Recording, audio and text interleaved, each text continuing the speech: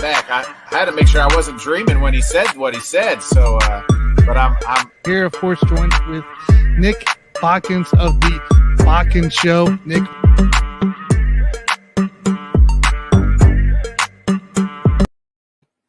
What is going on, everybody? Here it's another Monday night with Buffoon and Bodkins. My name is Tanner Dawson of the Sports Buffoon here, and I am joined by Nick Bodkins of the Bodkins Show. Nick, what's up, dude? What's up, man? It is Monday night. It's always a good Monday when you got that fantasy win in the bag, baby, and your real NFL team won. So you're just sitting back, chilling on Monday night, watching a not such a great game here. 49ers and Rams, real low scoring. It's kind of what I thought it would kind of be with the 49ers. Yeah, I must say I am quite disappointed in I guess the lack of energy from the Rams right now going in this game. They let Jeff Wilson, make that big run untouched up the middle, however that happens. But yeah, it's to begin the game, or essentially for the first score, big score, touchdown. So just a big disappointment so far. You got Stafford 13 for 19, 97 yards, but it's getting blitzed like no other. You got Garoppolo out here with 138 and a tutty. And Cam Akers is leading the way for the Rams right now. The guy that mysteriously disappeared for a little bit at the beginning of the season. So, it's I don't know. I'm not liking the game so far. Let's just say that. I had the Rams winning this game. The Rams just seem to I had the 49ers winning this game, actually. 49ers seem to have the Rams number. It's just like this weird circle of things that happen in that NFC West. The Rams have Arizona's number. The 49ers have Rams number, and Arizona kind of has beaten the 49ers a few times. And then you just got Seattle there, just kind of, doing whatever Seattle does. Doing Geno things, dude. That's all it is. Yeah, Geno things. Well, guys, we got, once again, a couple of guests here tonight while we watch the GameCast as it is halftime. I'll bring it back up after halftime here. But we're going to bring in Jim BIRINGER. We'll talk a little bit of everything with him once again. And then Jonathan GRISHMAN, of course, will be joining us here in the fourth quarter to talk playoff baseball, right? The Braves just swept the Mets. Yeah, he's got to be on cloud 95, right? I mean, Braves sweeping the Mets.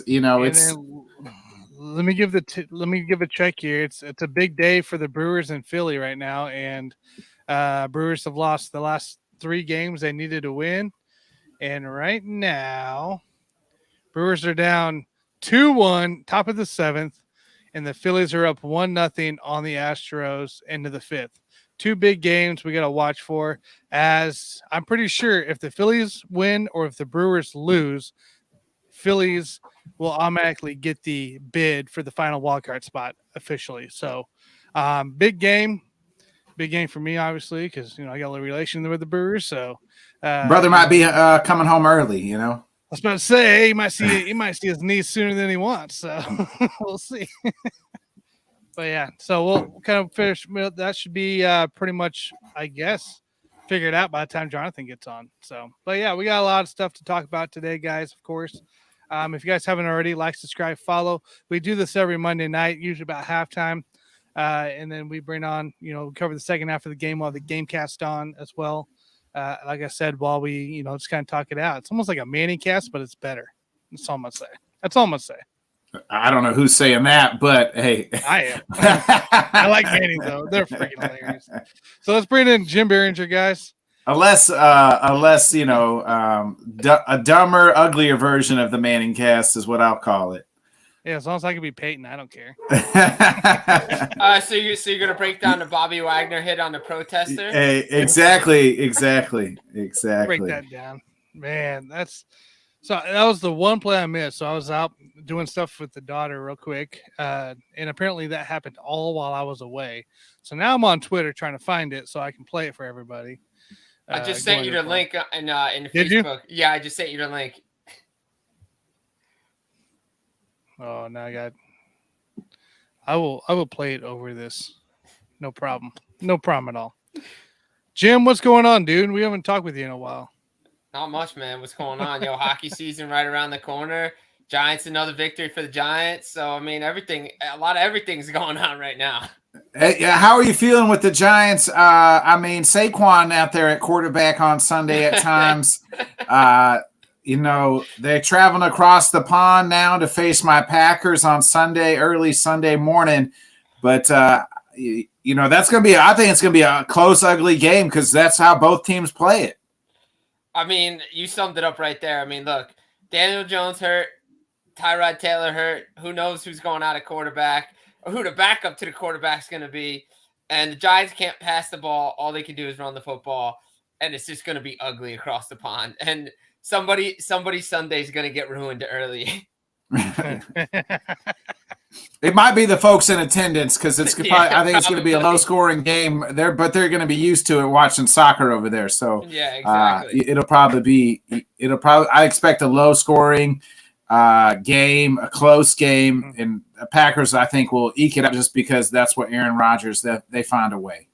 I mean, look, if the Packers figure out the Giants are just going to run the football all day, then that's what it's going to be. I mean, we know the Giants really don't have any wide receivers and, obviously Daniel Jones does better running a football than he does passing a football. So, Graham Cano can kick all the field goals he wants, but that ain't going to win you football games. Not a lie there. Not a lie there.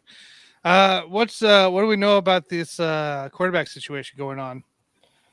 Right now, I mean, everybody's still Tyrod Taylor's still getting evaluated with everything, going on with, Tua and the necks and the heads and those big hits. He's, probably won't get an answer before they leave. Daniel Jones, obviously the ankle, most likely he's going to play. I mean, they don't really have any other options. I think if Tyrod Taylor was healthy and didn't take that hit, you might see him take a seat for a week and get it healed up because the guys were saying on the radio that you want a healthy Daniel Jones.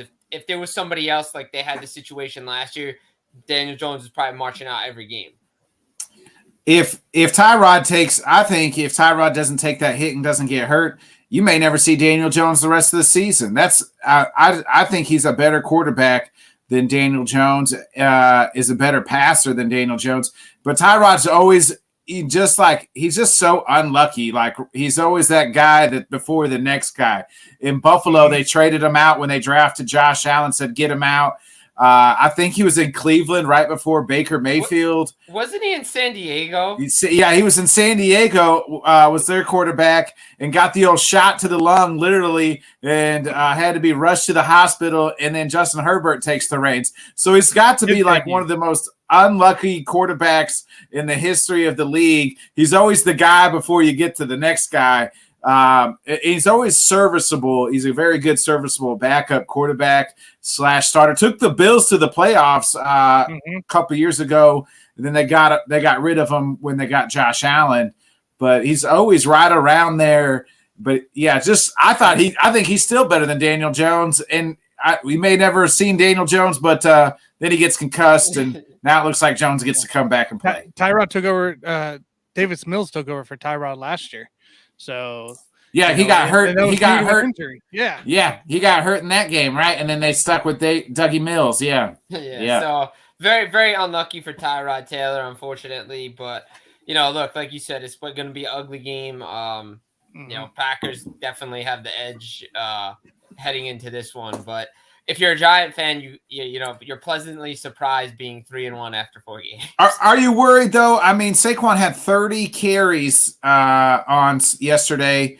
Are you worried about like maybe him like getting too many like reps and just getting run into the ground, because that's a lot of carries? I know he hasn't had a lot of carries the last 2 years due to injuries, but is that something that Giants fans are worried about? Either a re-injury or just getting beat to the ground here because of all the carries he's getting.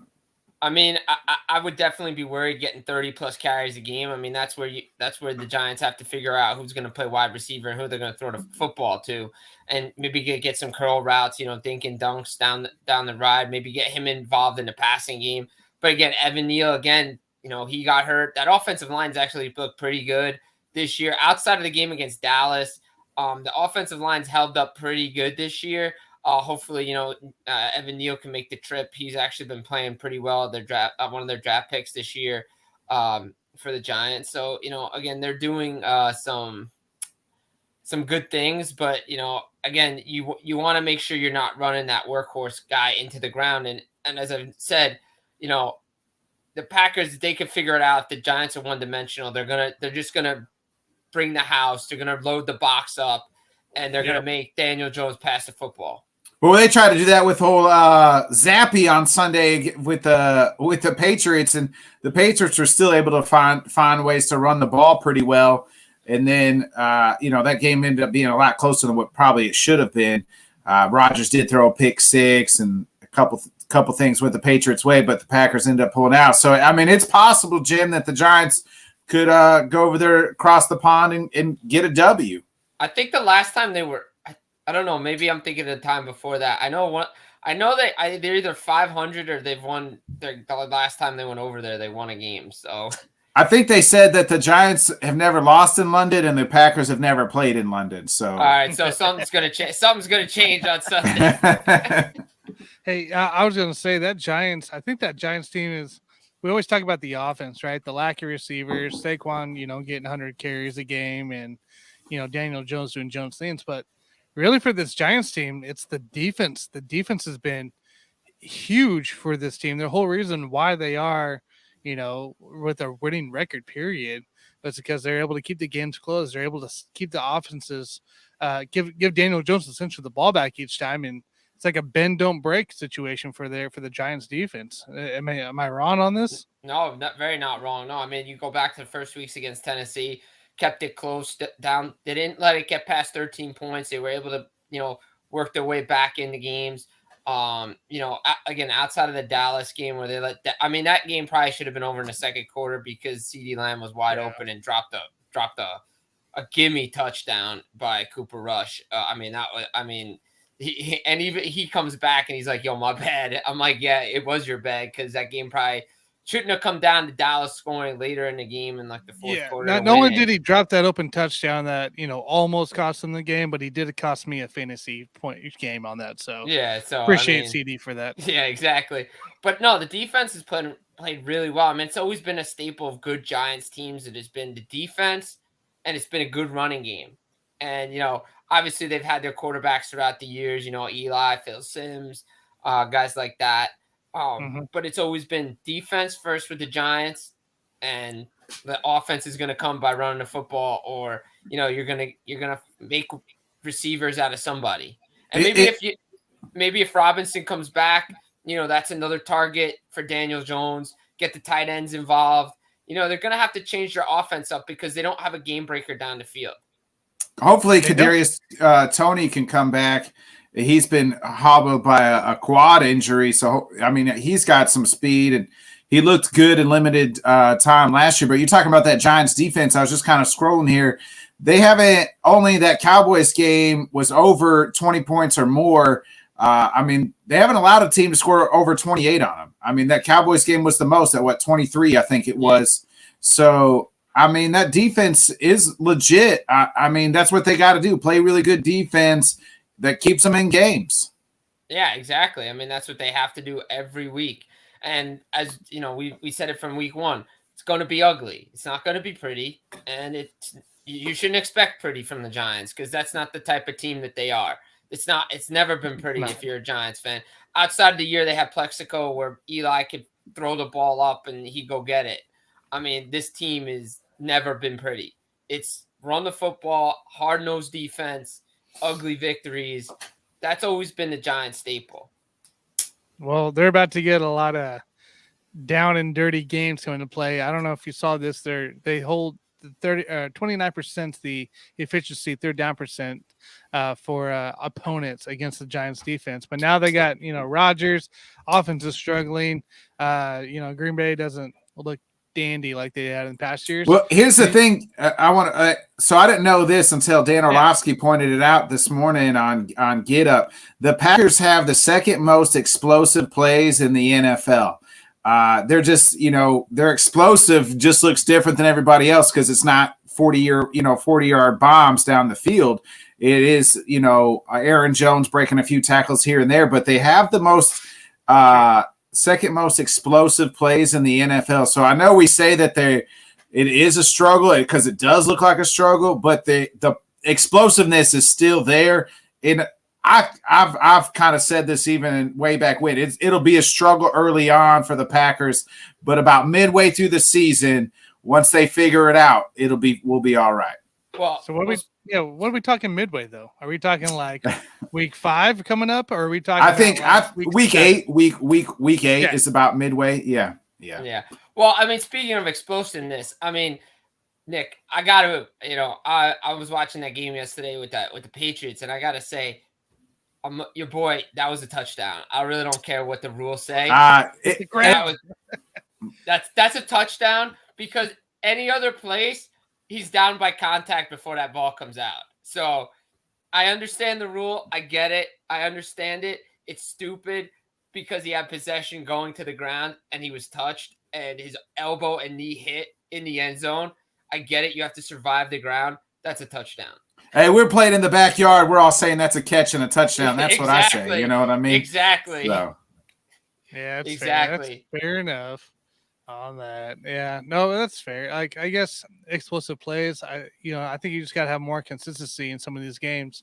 First off, you're playing against a third stringer quarterback, and your defense is having struggle of keeping the run contained, let alone Bailey getting his occasional pass downfield.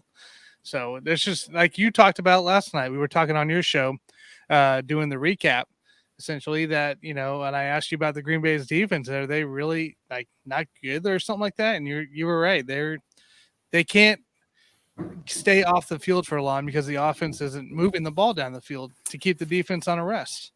Yeah, our offense has got to sustain better drives. I mean, our offense is still struggling to score points, even with the explosive plays. So it'll be interesting with the Giants and the Packers, because I think both teams want to do the same thing: take care of the football and run the ball and get a few turnovers and win the game ugly, low scoring and ugly right now. That's it, low scoring and ugly. That's right. How it's going to be for both teams. Jim, who else are you seeing here through 4 weeks in the NFL that maybe we didn't think were worth anything essentially going into the season, and now they could possibly be contenders to win their division, if not compete for a playoff spot? I mean, can I stay in the NFC East and say the Eagles? Yeah, because I didn't expect that, to be honest. 4-0, I wasn't expecting that kind of start. Yeah, I would say the Eagles at 4-0 for sure, because we didn't know. Jalen Hurts, you just didn't know, right? Like, that's the big question mark. I would say Jacksonville, right? I mean, I know they're 2-2, but I mean, they could very easily win that division. The Titans are 2-2, and right now Jacksonville's probably got the better quality wins, right? The win against the Chargers. Who'd they beat it? Who was the other team? They lost the Colts. They crushed the Colts. Yeah, and that's what Titans beat. Crush the Colts. Everybody's crushing the Colts right now. So except the Chiefs for some reason. Yeah, except for the Chiefs for some odd reason. Yeah. We'll go lose to the Colts that are just getting all their weapons back in Indianapolis, but instead we're going to go down to Tampa Bay, throw up 20 early, and then just stay ahead of the whole game for whatever reason. Two completely different teams. I don't get it, dude. Yeah, it's crazy, but no, it's like the Alabama connection in Philadelphia with Jalen Hurts and Devontae Smith. I mean, that's been explosive for them. I think that's given Jalen Hurts comfort this year to allow him to be more explosive and the quarterback that we saw in college. And good for him. You know what? With the situation he went through in Alabama, transferring Oklahoma, gets drafted. A lot of people weren't sure about him. And, the jury is still out, but, through 4 games, this kid's performing really, really well. Yeah, he really is. Hey, so you do a little college ball, right? You're on a couple of shows for college ball, right? Here he goes. Tanner's trying to get in his Rock Chalk Jayhawk, because everybody forgot that they even had a football team. You know what? Though they're ranked 19th this week. Big game against TCU. Oh, game day will be in Lawrence, Kansas this week for TCU and Kansas. So college football, hey, look, the college basketball schools are both ranked, Syracuse and Kansas, both 5-0. Both schools playing really well. And you know what? Good for Kansas. Good for Kansas. I don't think it's good for the Big 12 because they all hate KU anyways. So I mean, if they have to deal with us in football on top of basketball, who's left? Really who's left in the Big 12? It's not even Big 12. It's like Big 4. They're not even. I mean, get out of here. When the Longhorns and the Sooners decide to take their last place in SEC, here in next year, they're getting a preview. They're getting a preview of what last place is going to look like this year. Yeah, well, Oklahoma with the loss to K-State, now TCU, and we're going to TCU. I ain't worried about those guys. I mean, I'm excited for guys like Houston, Cincinnati to come in, UCF coming in the Big 12, replace them. But yeah, look, OU and Texas are the least of my worries. I hope we beat them again. Texas again, just so we can rub it in for the last 2 years, saying we beat you guys, and they would hate us for it. But I don't know. Like I feel like I said it last week on Rob's show on Thursday nights that he does for college that KU and Iowa State was a huge test, which it was. But now we're in an even bigger test coming to play with TCU, who just walloped Oklahoma. I believe was that at Oklahoma or was that? No, TCU? it was at TCU. That game was at TCU. Yeah, and that was an Oklahoma team that normally bounces back after a loss to a previous team, and they didn't bounce back at all last game. No, well, and that defense is not good. That defense is not good for Oklahoma this year. It's sad too because that's Will Venables, like his MO is good defense. Remember, like that's why they brought him. He was the DC at Clemson for all them years, and they were churning out first round picks after every year. But I mean the Sooners lost their quarterback, I don't want to even hear about Oklahoma, and now Tanner's over here just glowing about Kansas freaking football. Every D1 team is Kansas top 20? Are you kidding me? I just said they ranked 19. Yeah. Yep. How are you gonna say? I don't know about OU not winning crap the last couple of years. They've been in the playoffs. I mean, and then we see what happens in the playoffs. They get blown out in the playoffs. But yeah, but I mean, let's be honest. Look at outside of one game in the semifinals, every semifinal game's been a blowout. Yeah, it is. It is. And now they're going to expand it so we get more blowouts, and it's still going to end up being Georgia and Alabama or something like that. Exactly, it's still going to be SEC teams in the final anyway, so it don't matter. So is there a concern for Georgia though this year? I think they had one of their guys. They've been struggling the last two games. The last two games. Missouri, the Tigers are not worth being a team to lose to. First off, if you're going to lose to anybody, well, they didn't lose. They struggled. They won. They survived. They almost lost. I almost don't count besides horseshoes and hand grenades. Exactly, but the Dogs. I like that comment. Wait, go back. Stick around, Ayo Saba. We got hockey talk here coming up here soon.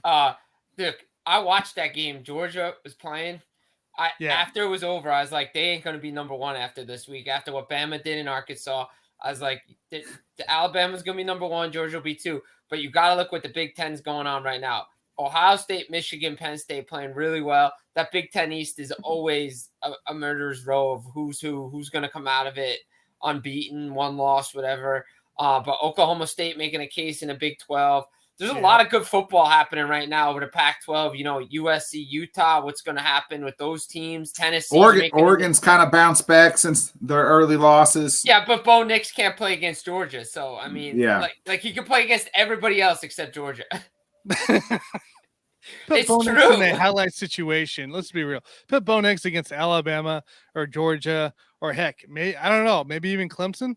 And you may not have a guy that's performed. You might see what the Georgia game was essentially. Yeah, exactly. I mean, look, good give credit for Oregon to bounce back the way they have. LSU's bounced back after a bad loss to Florida State in the first week. Wake, nice bounce back win for Wake this week, beating a Florida State team, going on the road after a tough loss at home against Clemson. Clemson comes in, basically says to the world, we're back, beating NC State. DJ with their secondary and third string defense. Yes, like half of them were ruled out right at game time. Yeah, DJ looking good. DJU looking good. Clemson looking real strong in the ACC again, making noise. So everybody thought it was going to be SEC 2 teams. I'm not sure this much this year because somebody in the SEC might have a loss going in that title game. What's the status on Bryce Young? I know he got banged up there on Saturday.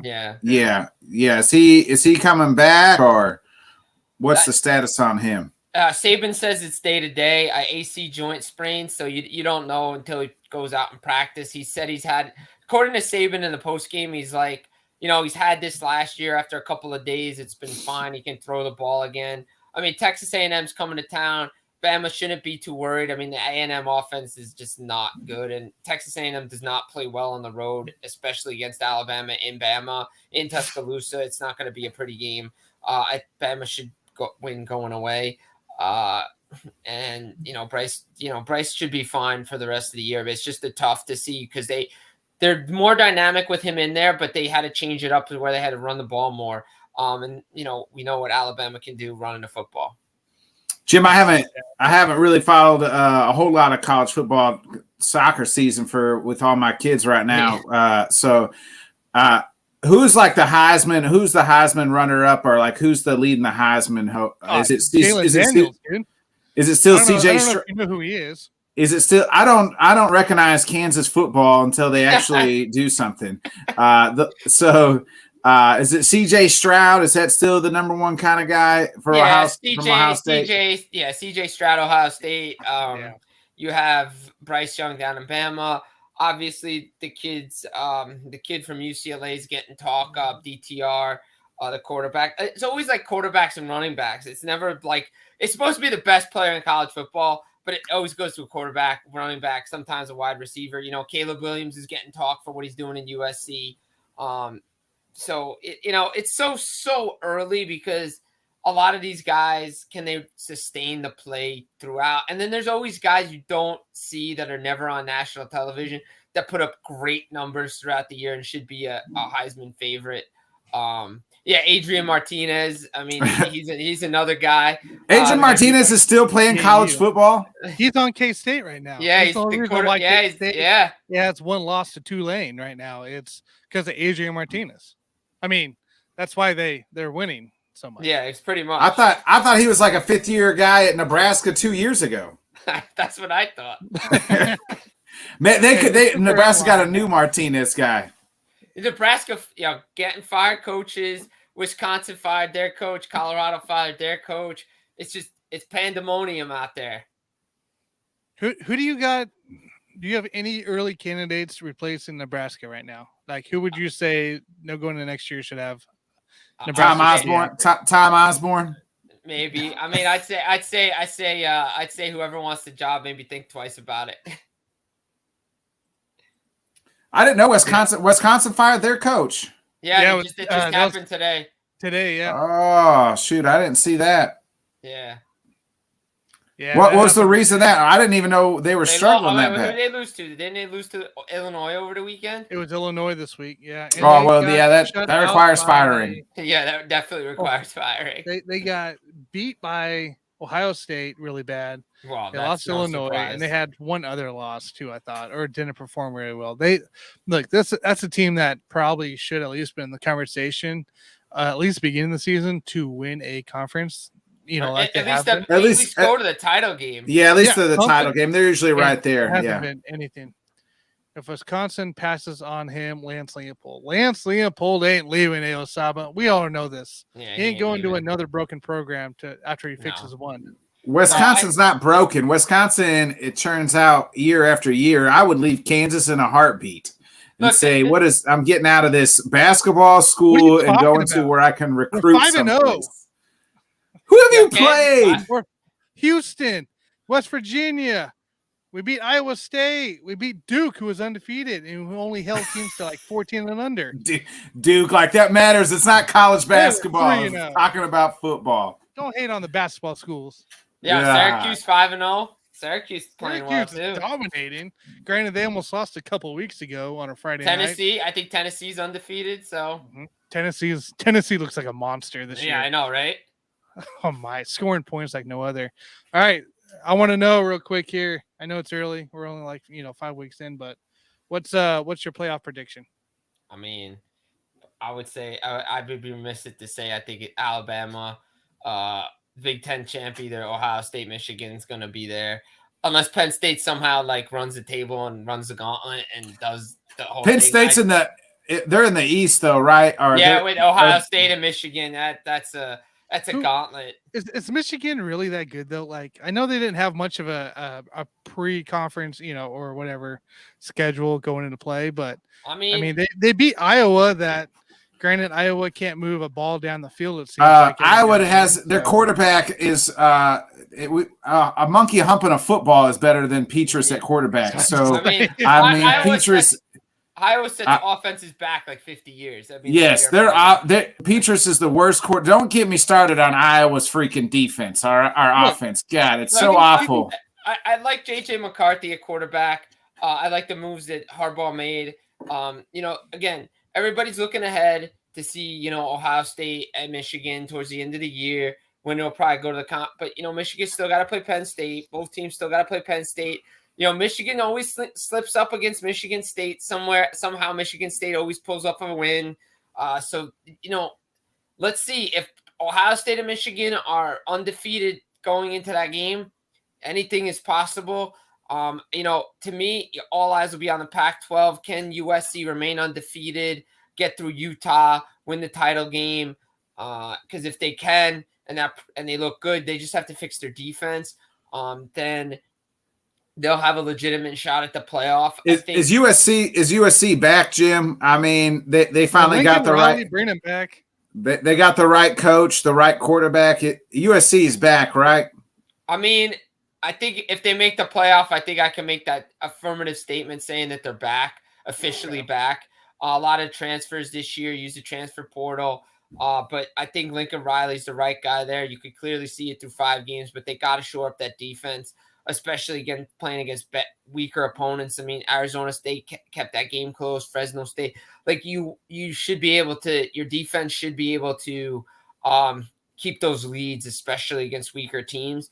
So I think they have some things to work on. Never satisfied, like Lane said. Always got to work after the game. I think USC will be back if they make the playoff. And don't discredit Oklahoma State, what they're doing after a big win against Baylor.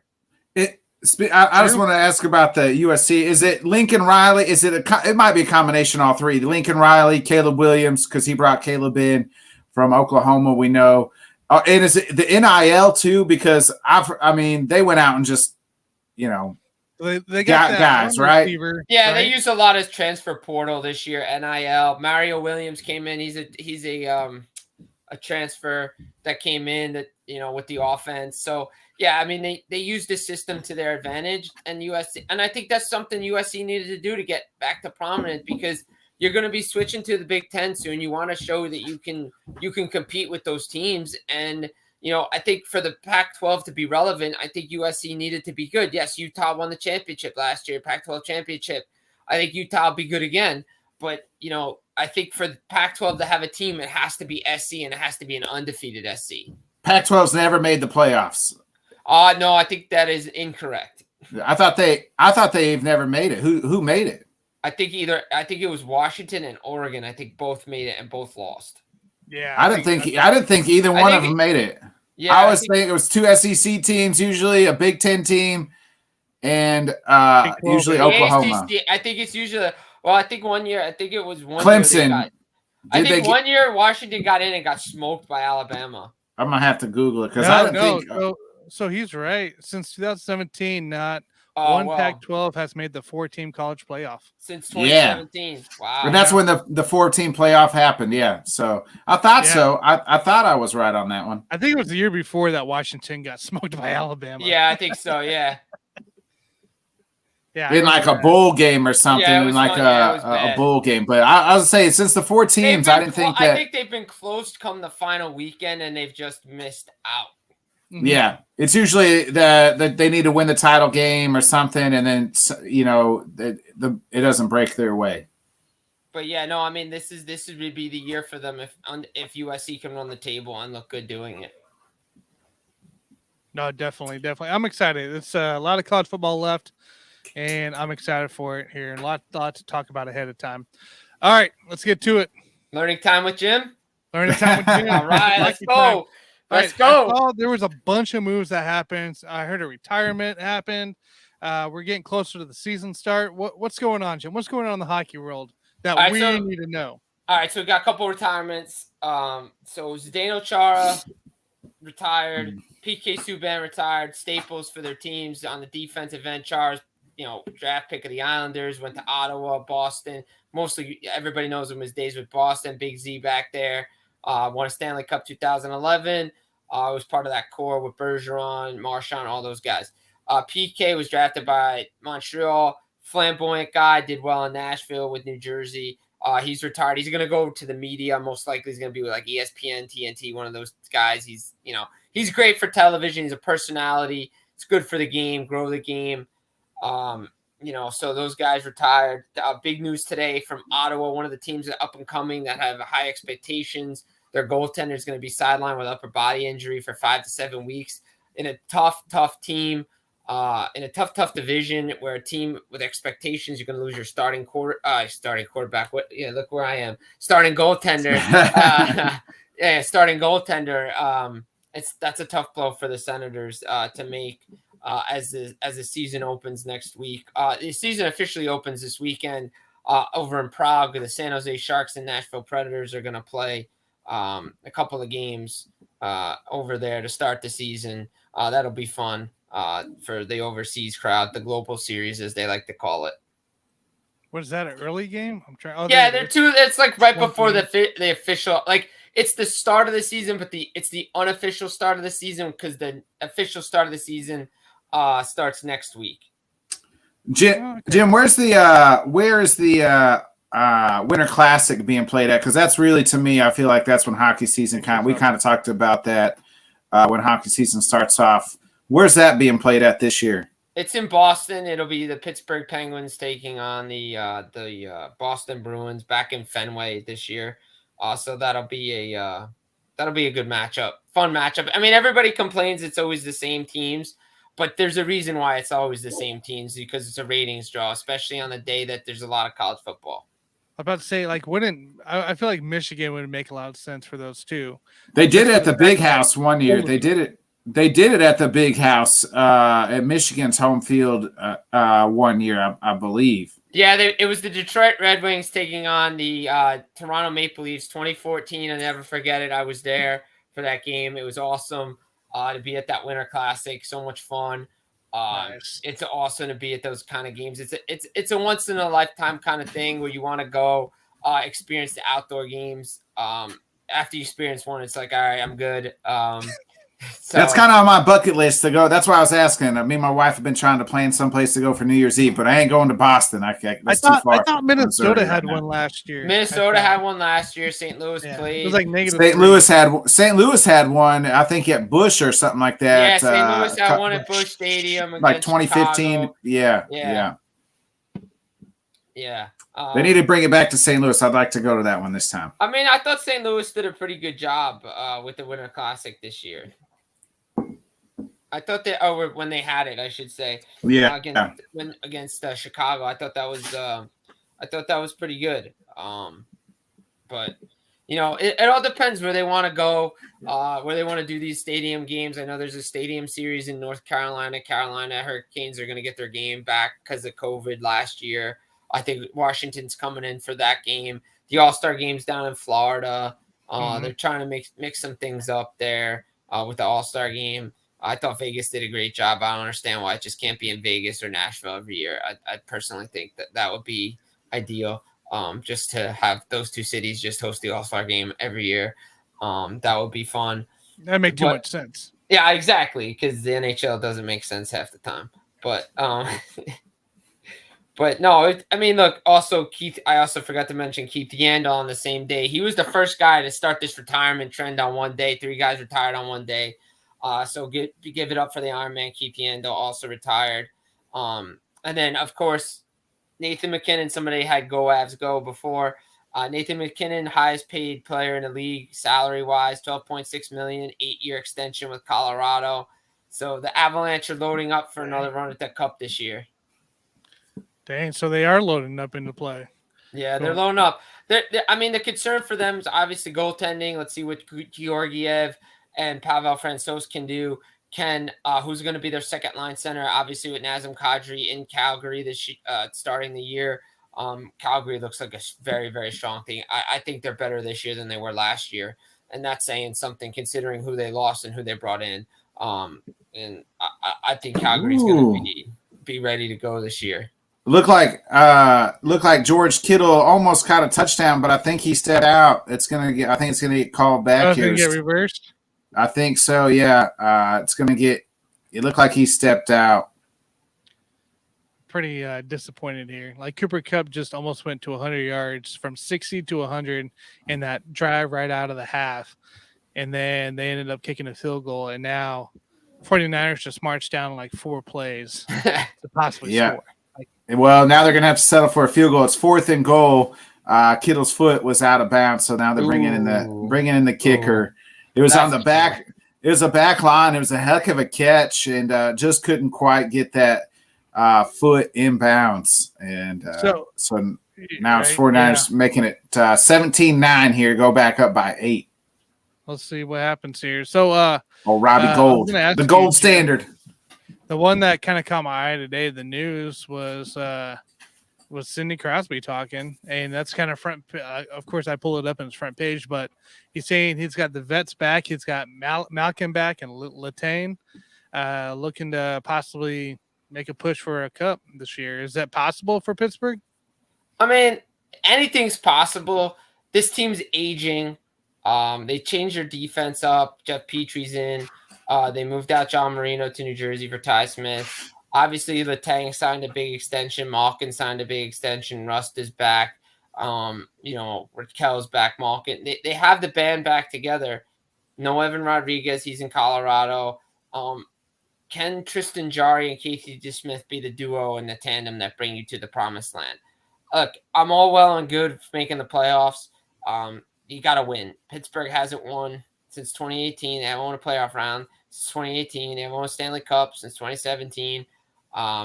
They should have beat the Rangers last year. You can't blow multiple goal games in back-to-back games, and you're up 1 goal late in Game 7. You got to figure out a way to close that. That's on the defense because Jarry played out of his mind with a bad ankle in Game 7. So they need to figure out a way to close that game out.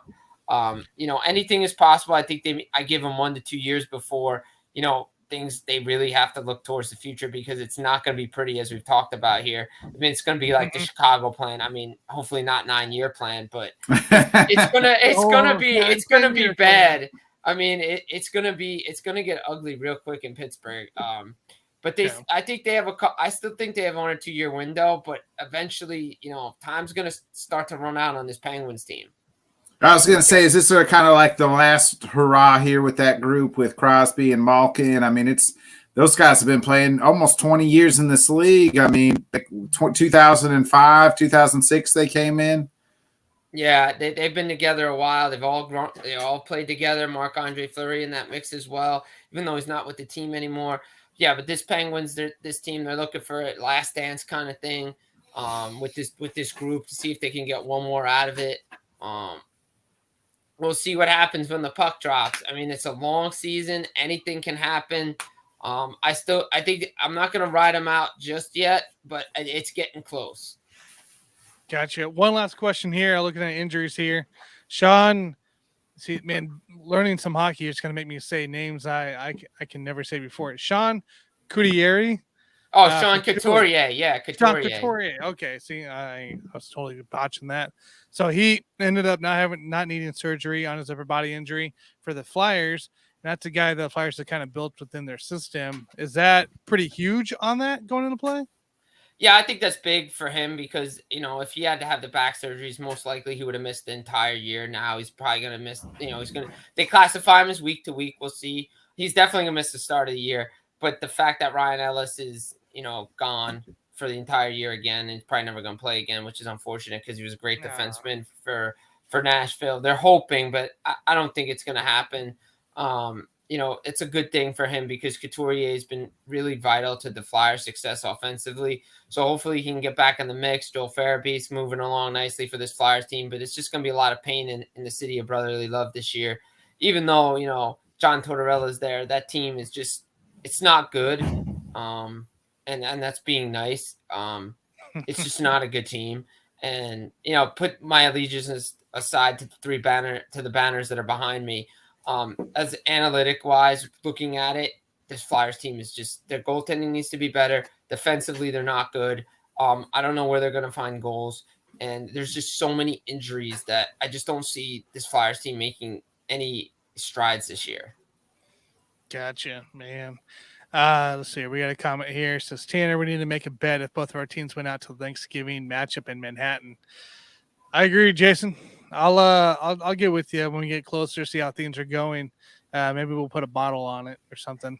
I'll make a TikTok out of it even so people can see it. Tanner, are you going to Manhattan on Saturday? I'm not going to Manhattan, but I might Or go Lawrence, to Lawrence. I mean. That's what I meant to say. Lawrence, are you going to Lawrence? First time ever for game day? I don't know yet. I'm working. I'm trying to work it in the schedule here to get in. So I think it'd be fun to do. I just want to go see Pat. Really, like I don't even care the whole game day crew. Like, let me just go see Pat. That's all I want to see. There you go. Yeah, go see McAfee. Let's be honest. That's all I want to see. Yeah, that's for real. I don't care about anybody else on that squad. Let me go see Pat. Yeah, exactly. So I don't know. We'll see what happens here going to play. I might be able to squeeze in a few people, and maybe we can all head up there early and have a little fun.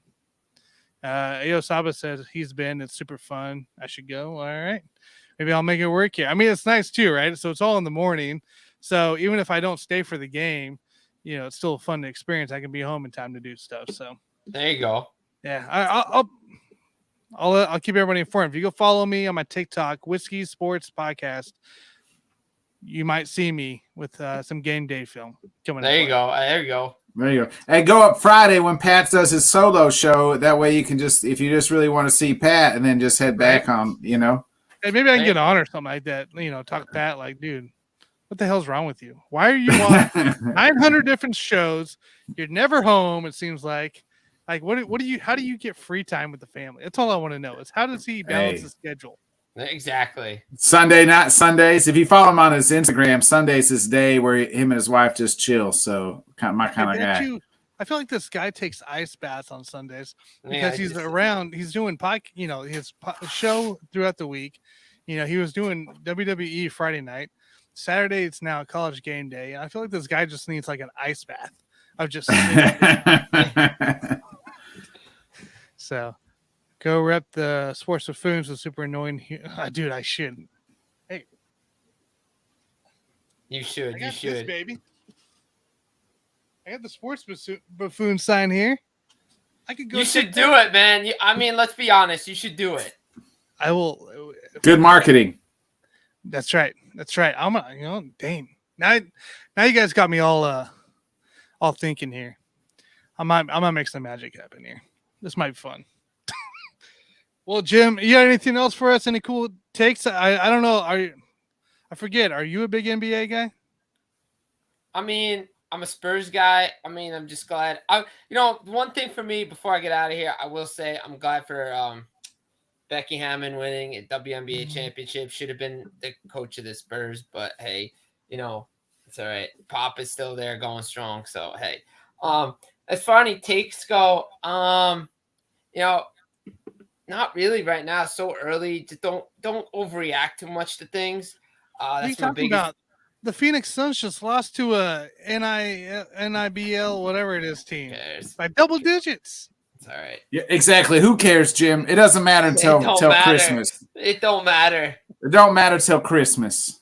It doesn't matter right now to me. Oh, yeah. But no, there's 3 times you need to check in on the NBA. And I'm pretty sure that's how I probably, if I was a huge hockey guy, I'd probably feel the same way. You check in at Christmas time, to watch the games on Christmas. Then you check back out because you're so involved in football. Then you check back in, All-Star break, trade deadline.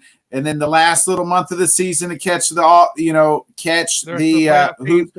making the playoffs. Because if you're not making the playoffs, you don't really freaking matter. And there's 16 teams that get in anyway, so it doesn't matter. So half the league gets in. So you follow that, then you follow the playoffs. You follow about the month after the playoffs because that's when the draft and all the cool free agencies and who's going where and what. After that, you can check back out until Christmas time. I mean, that's pretty fair assessment. Outside of like opening day, everybody wants to watch opening week, get the weekend. Okay, all the cool games. All right, cool. Get through that. Winter Classic, Stadium Series.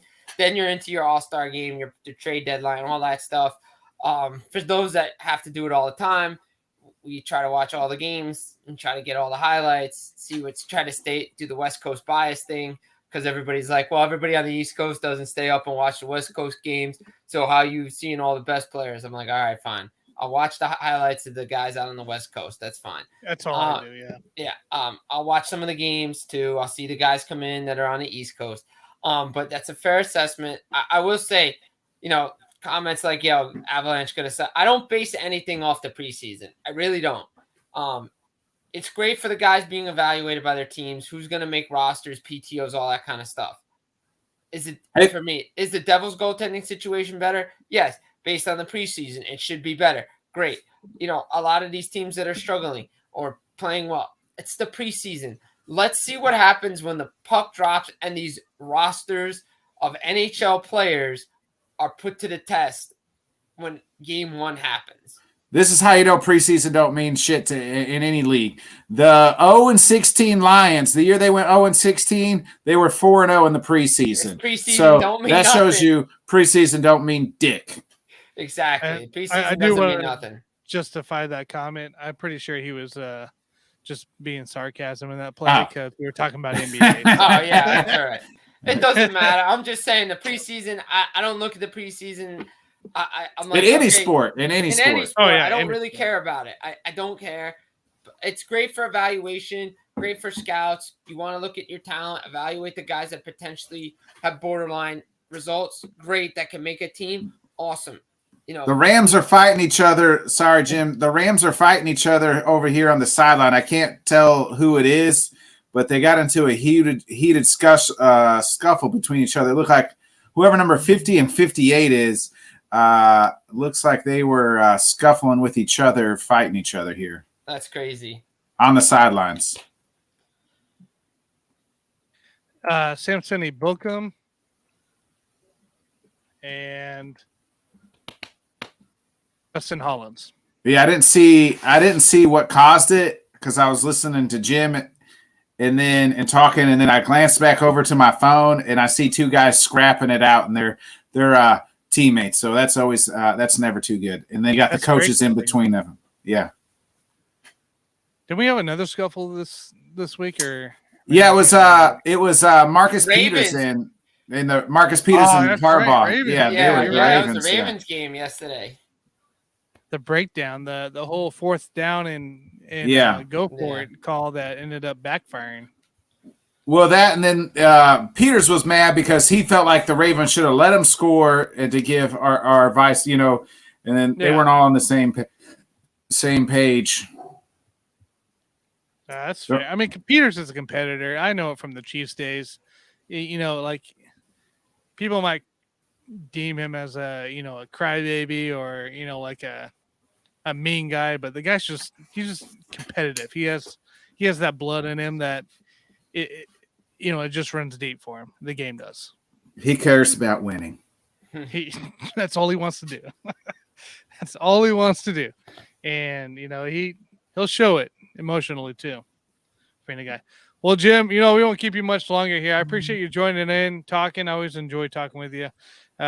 So much appreciated talking about a little bit of everything again today. So, but yeah, you have anything coming up here we can help promote?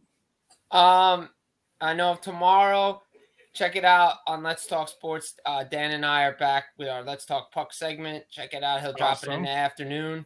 Talk some hockey. Hockey shows are back. Check out the podcast for Full Press, NHL, and the final word on hockey. Two of the things I like to do. And just stay in tune. Check out the article drops, and just follow along and enjoy the ride. I like it. I like it. We'll try to get you on back next week here. Again, we greatly appreciate you joining on and talking with us. I appreciate you guys having me on. Always fun. Great chat as always. And enjoy the rest of the game, fellas. Hey, see you, Jim. All right. Have Thanks, a good Jim. night. Ooh, Ayuk and Jalen Ramsey are tying it up with each other. It looks like, I mean, both of them grabbing each other's helmets. Then Bobby Wagner's getting in the middle of it. Oh, wow. Hey, no flags. Yet. Unfortunately, surprisingly, no flags were thrown there. 49ers moving the ball here. They're already in field goal range to go up 2 scores with 10 minutes to go here. Rams offense, what is going on with the Rams? I mean, it's like really good one week. I guess you could say the same thing about the 49ers too, right? Like really good at times and really bad at times. I mean, the 49ers, I wouldn't say have really played really good at all. They just played ugly and have won some ugly games. I mean, tonight they seem to be moving the ball down the field pretty well. They're just, struggling finishing drives. But, like we saw against the Broncos game, the ugly game last week, and it was a struggle. It wasn't a team moving the ball down the field. Jimmy G was on the same page as Shanahan. It's like, maybe these guys talked it out. They had a whole week to be able to just discuss things and be like, hey, here's my thoughts. Here's your thoughts. Let's combine up and let's fix this thing. And obviously the energy from the 49ers maybe have come back a little bit towards the Rams. And, I don't know. I don't get with the Rams. This team should be dominant, and all they can find is Cooper Kupp to throw to. He has over 11 receptions right now, I believe. Maybe he has 12 now. Is Allen? Let me ask you this: is Allen Robinson drop worthy now? I mean, you dropping Allen Robinson if you have him on your fantasy league? He ain't touching the starting lineup anytime soon. At least if he was on my team. 15, like a 15-man league, like a 15-round league. Yes, I'm dropping him. There you go. If I'm in a deeper league, I'd stash him. But yeah, I'm dropping Allen Robinson if I don't have a deep league at all. A 10-man or whatever. It's not worth holding on to a roster space at this moment. He's not getting the targets. When he does, they're bad throws, or he can't get to them. So, it's not worth it. I know. Yeah, he's not. Was it Wisniewski? Yeah. Wisniewski? He's not in that. He is not getting the volume that we saw with Robert Woods or even Odell. Or even see, now I'm gonna Van Jefferson. Oh, he missed the gold standard. The gold standard. No good. Missed the field goal. No good. On the 24, he kick just Oh, we got a comment here too. Allen chiming in here. Are the Rams really bad, or did the 49ers finally decide to play offense? The 49ers decided to play offense, Alan. That is the 49ers went back to what got them to the NFC Championship game last year. Heavy run, a lot of directional plays with Debo in the backfield, or getting him the ball. A lot of quick screens. It seems like they're not going to force the ball down the field. What's happened in this game for the 49ers is they're winning and it's close, right? To beat the 49ers, you have to get up on them. If you can get up by 2 scores on the 49ers, it's over. They're not a team that can come back really from behind because they can't sling it. No, they can't. But their defense is going to keep them in games because their defense is still really freaking good. As we've seen, the Rams have kind of went down there, but the 49ers have held them to 3 field goals. And, the 49ers have got the lone touchdown, 2 touchdowns. That's it, So another game where the 49ers, it's not like they're learning to play offense because it's not a whole lot better than what it was last week. They just found the end zone twice. Yeah, no, and there's more in this game. Really, you're seeing is the team that finishes in the red zone. Right now the Rams get to the red zone and they can't do jack squat going into play, but yet the 49ers are able to execute at least a couple of touchdowns to stay ahead. So, it's still anybody's game with 8:38 left, but I don't know. I'm just not impressed with this Rams offense. I don't think it's necessarily the Rams being bad. They just can't move the ball tonight. The 49, like I said earlier, the 49ers just have their number. There's just sometimes a team have your numbers. We talked about it with the Chiefs and Colts, right? Like, seems like every time the Chiefs go to Indy, the Indy has their numbers. I think about what was it, way back when Andrew Luck, there was like a 20-point game. The Chiefs were up, and Chiefs choked it away with Andrew Luck in the playoffs against the Colts in the playoffs when they had Andrew Luck. What was that, like 2012 or something like that, 2013? 2013, I think. Yeah. So, I mean, it seems like ever since then, it's, even kind of before that, it's every time they go to Indy, it seems that's what happens. It seems like Green Bay, every time they seem to play in Detroit, that something crazy, Detroit somehow pulls out a win here lately. Right. It's not a lie on that. Yeah. I mean, it is the year of trends, it seems like. So that seems to be the thing going on.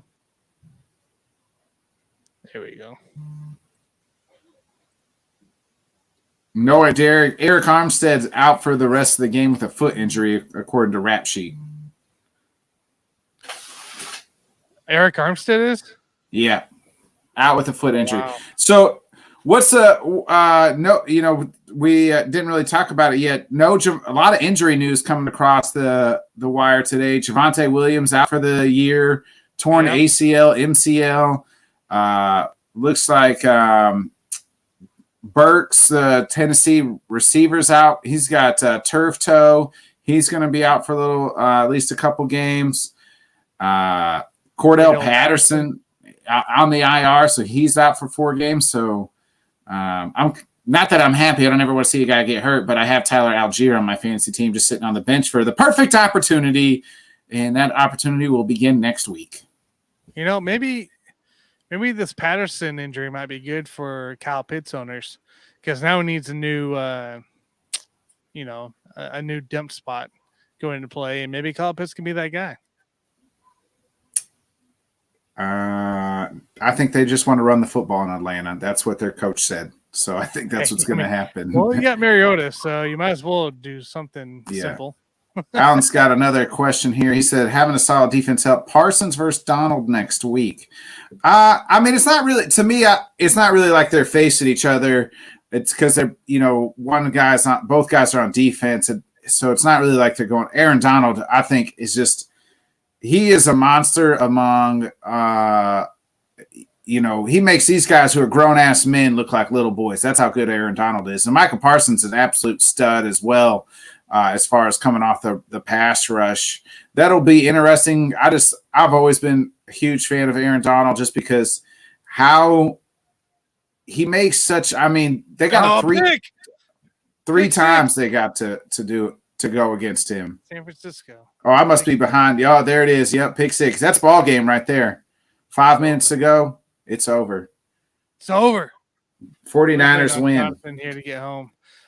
So for that Parsons Donald next week, look, I hope the Cowboys are taking notes here on putting pressure on Matt Stafford all game long, because I think that Cowboys defense is able to. Parsons obviously can, but as long as that the coaching staff is willing to put some pressure on the Rams, you're going to see a similar situation. You're going to see execution not being done in the red zone. You're going to see Matt Stafford essentially get blown up because his offensive line is awful. I mean, it's just, I honestly think the 49ers defense and the Cowboys defense are pretty similar in that play because they can produce pressure. So, but yeah, I don't know. I think Dallas, if they can come up with some schemes to be able to get pressure on Stafford, it's going to be a long day because let's be real. Stafford's only going to right now Higbee and Kupp. So Kupp with 12, 13. I think he was trying to go to Kupp on that one too. And obviously that didn't work out. So, yep, Cooper Kupp. So, once you read the guy like a book, Trayvon Diggs is going to be able to have a time all day. Well, I mean, that's true. But, I mean, Kupp, we can see that, I mean, he can get open and they'll scheme him. But it is, you said, it's Stafford's going to Kupp every time. It's almost like he's got back when he had Megatron back in Detroit where it would just be Megatron or nothing. You know what I mean? 2 different players too. One guy that didn't need to get opened, and one guy that gets open. Yeah, but what I'm just saying is like he would always look to him. You know what I mean? It was like Megatron or nothing, and And once he retired, then he had to start slinging it to a couple different people. Now he's got Cooper Kupp, and Cooper Kupp, it's just Cooper Kupp every time. Drop back Cooper Kupp. Drop back Cooper Kupp. And, oh, well, there it is, and it's an interception, you know? Yeah, exactly. That's the hardest part for this Rams offense is they got to find other playmakers. That's what it's going to come to be. Hey, no, give me a second. I'll be right back. Real like 2 seconds. All right. So I mean, the Rams now that division, Arizona's 2-2, Seattle's 2-2. Who else is 2? I mean, 49ers. Everybody in that division's 2-2 through the first 4 weeks. 2-2. And I think the 49ers have the division lead now because they had that Seattle win. Now the Rams win. Yep. And so, I mean, both those, everybody's 2-2. The division really up for grabs. You know, we still got a lot of football to play, but I mean, it's moving quick. All right. See here, let me get a check on Jonathan here as we round up here. See where he's at.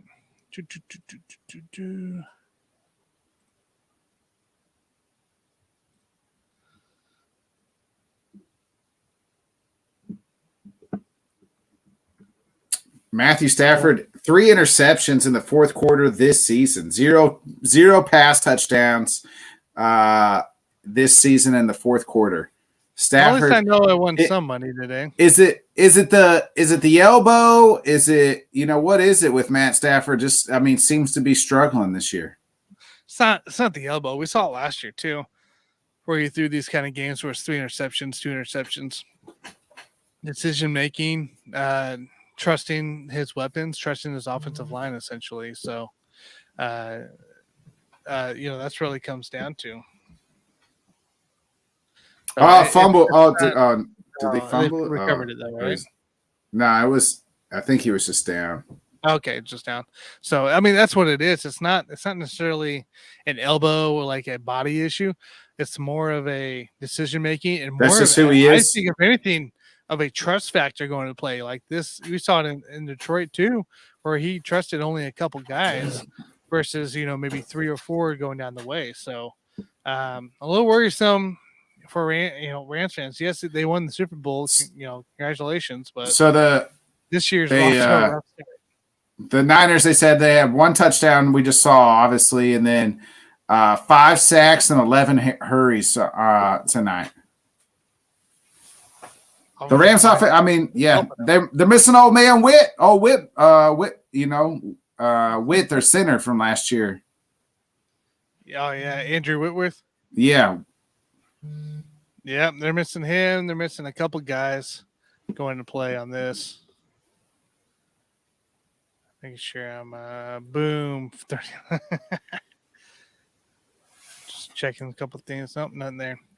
So I was doing a quick check here. Jonathan says he's about on here. So, bottom 8th, 1 out, 3-0 Phillies right now over the Astros. And then, and Aaron Nola's perfect game bid ends in the 7th. So Aaron Nola's out there pitching like a man like no other. And Milwaukee and Arizona right now, 4-4, currently going to play in the end of the 9th. So they're going into extra innings as we go into play. And Milwaukee's got to win, right, to stay alive? Milwaukee's got to win, and I'm pretty sure because they are 2 games out of the wild card that Philadelphia has to lose. Hey, the Cubs did all they could to help the Brewers. I mean, we swept the Phillies. Oh, yeah, no, Brewers beat themselves. This was an all-year-long thing. Brewers ended up beating themselves, and now they're in this situation where they have to win out and hope Philadelphia loses out. That's not going to – I don't know. I don't think that's going to happen. It's not good. But for my bet situation, I hope the Brewers win today. Anyways, just so I can. So we'll see here. I'm keeping an eye on them too here.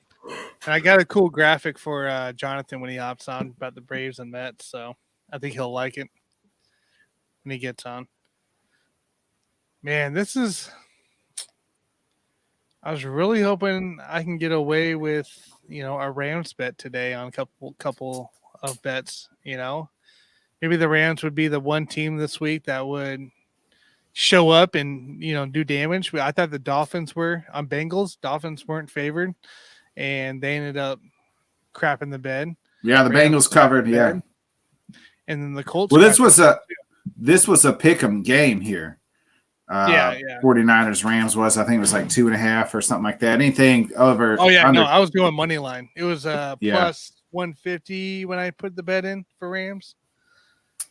Yeah, I had the 49ers the whole way. I liked the 49ers money line. There's another. I mean, that wasn't Cooper Kupp. That was Skowronek. Yeah, that was a nice catch. He's good, but he just doesn't. They don't go to him enough. Well, they don't go to anybody enough unless it's Cooper Kupp. I mean, don't you think this team right now is just waiting for Odell to come into play? Hey, I'm hoping Odell decides he wants to come to Green Bay. Hey, that's what lovely Kay Adams is. Hey, Odell, listen to the beautiful. Hey, listen to the beautiful Kay Adams, baby. Hey, listen to her. She's saying, "Hey, come to Green Bay." If Kay says come to Green Bay, you should listen, Odell. Kay Adams was doing sideline coverage during the Chiefs preseason games this year. It was fabulous. Fabulous. She actually did really well, on it. It was pretty funny when she got to interview them. Yeah, she's pushing for Odell to come to Green Bay. I'm all aboard. Stafford just took a huge sack. There's sack number 5 on the season, on the game. On the game. There he is. Oh, we got him in? Yep. Hey, what's up, Jonathan? How's it going, guys? Good. Oh man, what a night! How are you? How's your night going? Going good. Just finished up practice a little bit ago, so I'm trying to run around a little bit and make sure I can get back. But I saw the time on the clock, and I knew I wasn't gonna get back in time, so I wanted to get on at home. So I want to make sure I get in with you guys. Gotcha, I love it. Hey, real quick here, and answer a comment. Hunter, what's up, Hunter? Good seeing you. He goes, "Hi, do I drop Schultz for a Fearmouth, or do I give Schultz longer?" Give Schultz time. He just got back from an injury.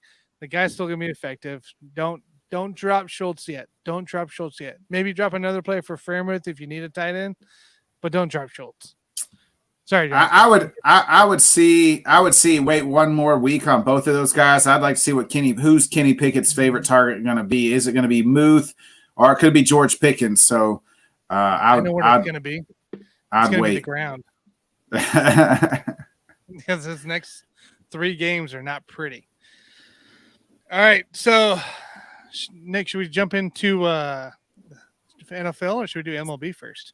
We'll go ahead and we'll go ahead, Jonathan. So I don't want to talk about I don't want to break Jonathan's heart of talking about the Saints and the double doink. So we'll let him celebrate the Braves win. So we'll just go ahead and go ahead and jump into the baseball.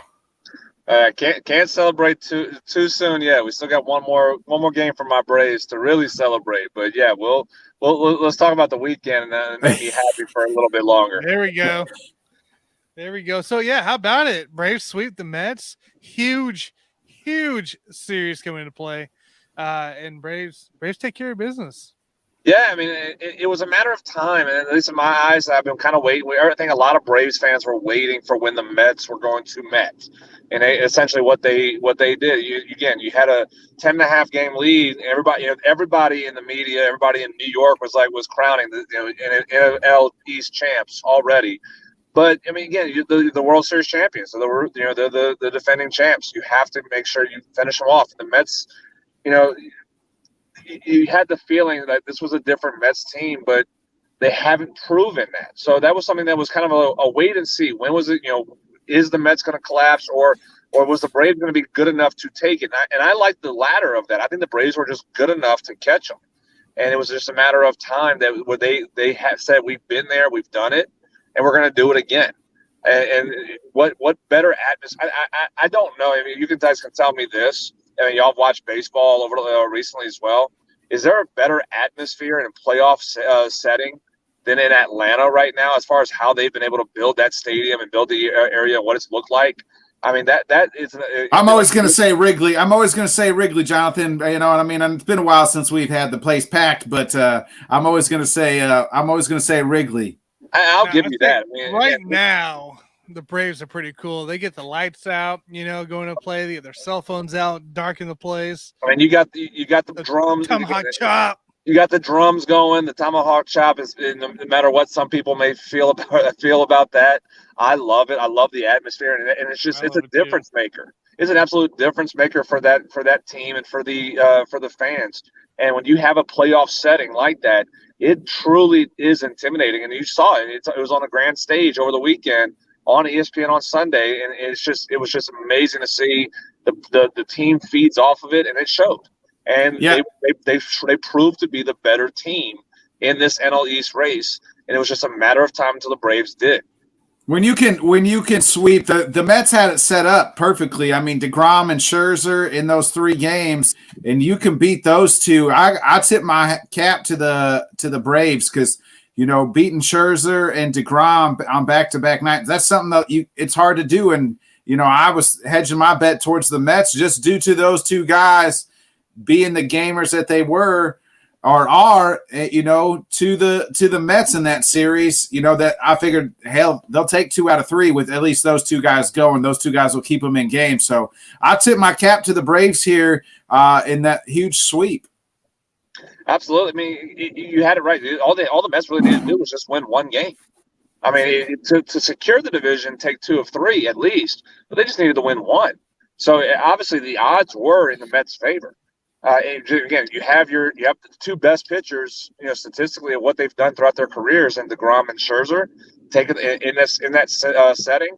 I mean, absolutely. I'm sure everybody thought, well, it's easy for the Mets to win at least 1 when you have those guys on the mound.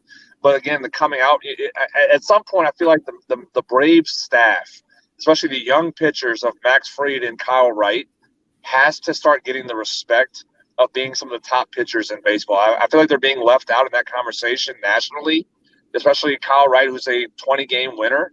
The first time a Braves pitcher has won 20 games since 2003. Wow. I mean, you have what Max Fried has done over the last 2 years. I think they need to start getting a little bit more respect and put themselves in the conversation with the Scherzer and DeGrom as far as best pitchers in the National League and possibly best pitchers in baseball. Insane. I didn't realize that it's been that long since a Braves pitcher won 20 games. Me neither. I didn't know that either. Bonus points for who that pitcher was back in 2003. Early 2000s. I'm gonna take my stab at it here. I'm gonna go Glavine. Not Glavine. Greg Maddux. Not in 2003. Nope. No, not 2003. I guess. No, Maddux was a Cub in 2004. So I don't know. Russ Ortiz. Oh, okay, yeah. Never would have guessed that. The great Russ Ortiz. Never would have guessed that one. I could have thought about 80,000 different pitchers before I went down to Russ Ortiz. There's a long list of Braves pitchers. You would have never picked him out to be the last 20-game winner for the Atlanta Braves. That's insane. Oh my. Well, we're I'm going to give a quick update here. We're watching the Stafford just sack fumble. Yeah, sack fumble there. What a bum. Brewers are down 5-4 at bottom of the 10th going to play. They do have a guy on second, of course, because of the California rule going to play. And then the Phillies are up 3-0, top of the 9th with 2 outs. So they're right now hitting with 2 guys on base. So that's the situation for the final wildcard spot we're looking at here, monitoring. So, who's won? You said the Phillies are winning, or the Phillies are winning. Aaron Nola pretty much picked a perfect game through 7, almost through 7, and ended up getting broken up. And so they're up 3-0 on Houston with 2 guys on right now with 2 outs. And then the Diamondbacks are winning 5-4 over the Brewers at Milwaukee, bottom of the 10th. With no outs currently, when the guy on second. I mean, we said this last week. I mean, does the Astros have anything to play for when they face the Phillies? And at this point, I mean, you throw your ace at Aaron Nola to go do something. So, I mean, it kind of line out in the favor for the Phillies right now. Yep, that's what it seems like. And Nick and I kind of talked about it at the beginning of the show here, but the Brewers had their opportunity this weekend. Philadelphia ended up losing a couple games there that could have put the Brewers in place for, right down to a half game, maybe play an extra day for it at least before the final day on Wednesday. And they ended up losing to St. Louis on one game, and they ended up losing two to the Marlins this weekend, and that's kind of killed them, is not being able to execute and beat those teams you should be beating. Yeah, and that's actually what the Brewers have become. In the second half, there's just so many missed opportunities. I mean, they should be a better team as far as what their history's been the last couple of years, and they've just have not been that same club that with the pitching staff particularly has really let them down. Has let them down a lot lately, and you have those opportunities to secure yourself a playoff spot, and you can't finish the job, and it's kind of like it's baffling to see what has happened to the Brewers this year, and where they have fallen off completely. Because I started doing a segment with you guys. Brewers were in first place. They were in first place when I started doing this with you guys, and we were wondering, can the Cardinals catch them? Not only, and Brewers just collapsed and really have folded themselves out of this contention. And it's baffling to see. And we keep saying, I feel like changes are going to happen this offseason. They have to for what has occurred. You can't keep the status quo for the changes that have done in the middle of the season. You got to do something a little bit different and go in a different direction, because what happened this year is unacceptable. It should be unacceptable to those in the front office and the coaching staff. Jonathan, I want to get your opinion about something here as a guy who former pitcher and former player. So Yankees right-handed Luis Severino had a no-no going in the seventh against the Rangers. They took him out at 94 pitches. This was his third start since coming off the IL. His previous two outings, he threw 64 and 76-inch pitches. His season high is 103. Do you leave him in there? I mean, if you were the manager, I'm a firm believer. I'm an old school guy, man. No-nos. When a guy's got a no-no, you don't touch it. You don't talk to him. You let him go and then see what happens. Maybe that's my old school thinking. I know that they might need him for the playoffs, but a no-no is just something so special to me in baseball that you got to leave the guy out there and let him finish it. So it was through 7 innings or in the seventh inning? Through 7. Got through. So in my eyes, and I'm an old school guy as well, if it was me as the man, if I'm Aaron Boone, I would give him a shot to see let's see how much longer you go. Because at some point he needs to get ramped up. I mean, I know 94 pitches is where he was at. That's ramping up, at least in today's game. But you need to ramp up a little bit. But and that's the interesting aspect of what we are in postseason play over the last couple of seasons. Pitchers don't throw anywhere near 90 pitches in the postseason anymore. They just basically get through 5 innings, throw 80 pitches, and they go straight to the bullpen. So it's in that aspect of, if you have a chance to throw a no-hitter, something that Severino hasn't done, why not give him a shot and see if he can do it? I get the injury history that Severino has, and that's probably a concern, just to make sure that he is healthy for the postseason play. Because you don't have anything to play for right now if you're the Yankees. You're just going for something that's a special game, a special moment for Severino. But does it affect you in the postseason? So I get both sides of the argument of, it doesn't matter for the team right now, but it used to mean something, in pitching a no-hitter. I feel like when the pitching was going on and we see no-hitters thrown, I think at one point we had almost like 10 no-hitters a couple of years ago. No-hitters kind of seem like they've lost their lust. They've lost their excitement, because we have seen a lot of no-hitters over the last 5 years. And so it doesn't seem like it's that special anymore.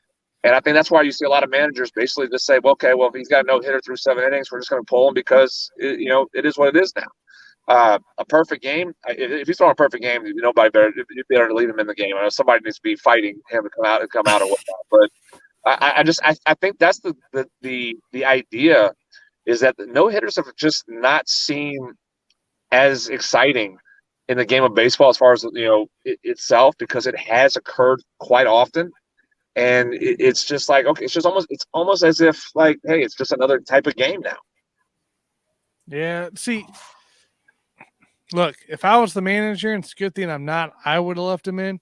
But Aaron, like, he did the right call. He did the right call. You got a playoff coming up into play. You're gonna, you can't risk one of your pitchers to get injured. Well, And no, as much as it sucks, I mean, if it was earlier in the season, mid-season, whatever, maybe even a month ago, I think I'd be okay with it. But the fact that you're so close to the playoffs starting I think is the whole reason it's a smart move.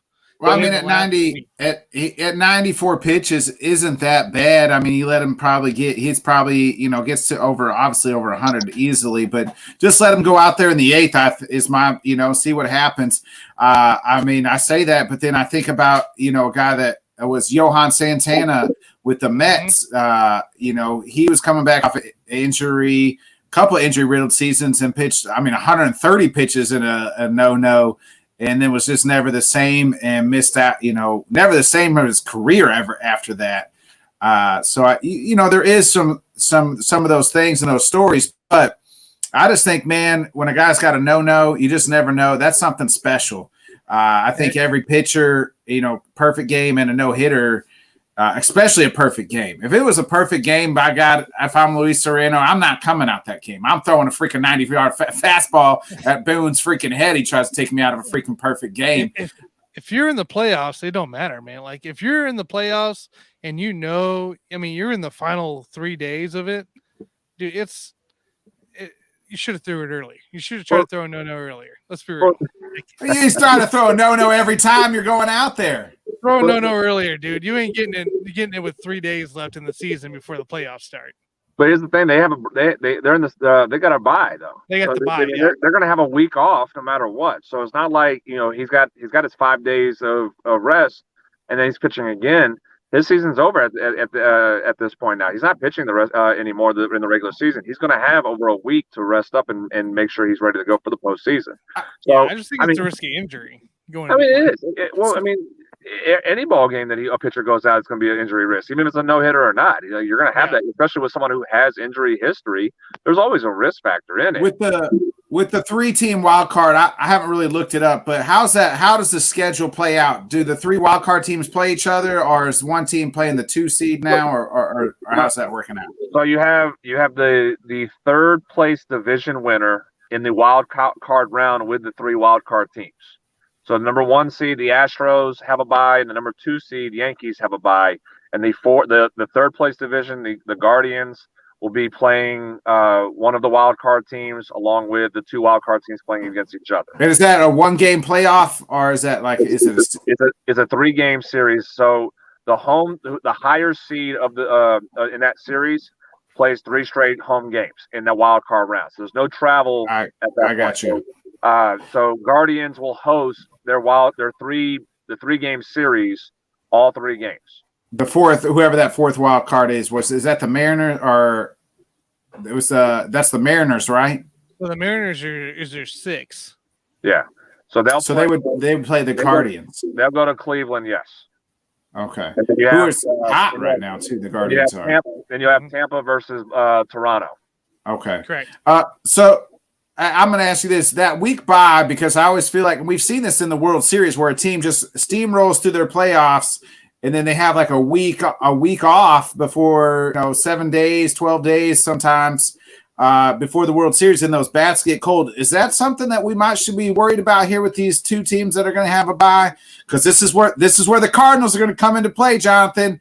They're going to win the freaking They're going to win the World Series. I'm telling you, because these 2 teams are going to have a bye. The Dodgers are going to have a bye, and they end up playing the Dodgers. I guess the wild card, one of the wild card teams will probably play. They're going to end up playing your Braves, and the Braves' bats are going to be cold because they sat for a week, and the Cardinals are going to continue to be hot. I'm telling you, it's happening. Mark my words right now. I've been saying this is the perfect season of the Cardinals right here. I've seen it 100 times. But, I mean, in all seriousness, though, are you worried about this week off because we've seen this happen where bats get cold?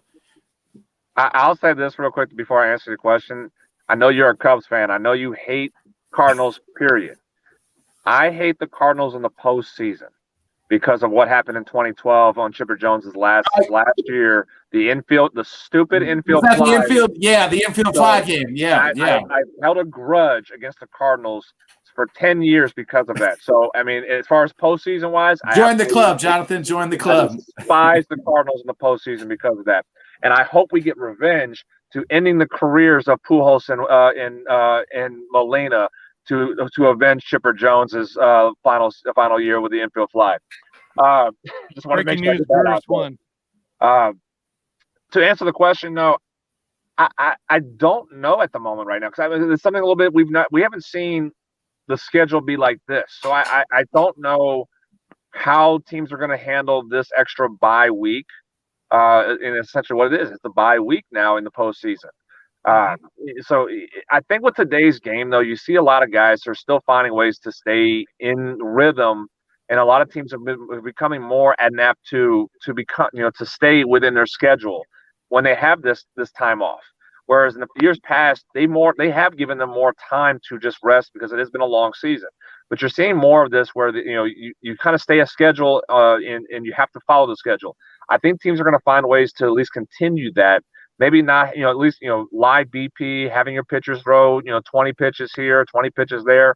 You have taxi squad guys on the 40-man, the extra guys are on the 28 roster.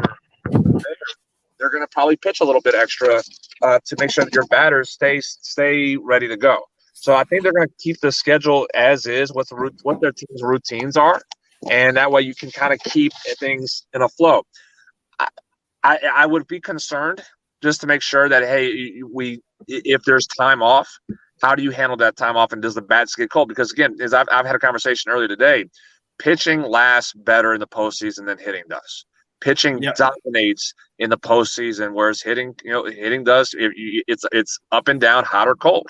Pitching, there is no hot or cold. You're either on, you're not on, and that's how it works. And that's, you see a lot more guys like that are on in the postseason. Pitching dominates in the postseason.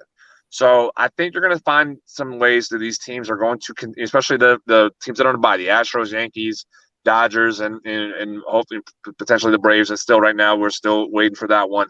I think you're going to find ways to keep the schedule where you're still seeing live pitching, you're still letting the pitchers get work in, and you're finding ways to keep the bats going. I think you're going to see teams kind of move to a schedule like spring training, like a spring training type schedule where you're not playing games every day. If you're some of these regulars, you're still seeing pitching, you're still seeing like control squad type games, to where you're continuing to stay ready for those games that when it's your turn to play in that divisional round. Yeah, I fully agree. I think there's going to be, the schedule's going to stay the same.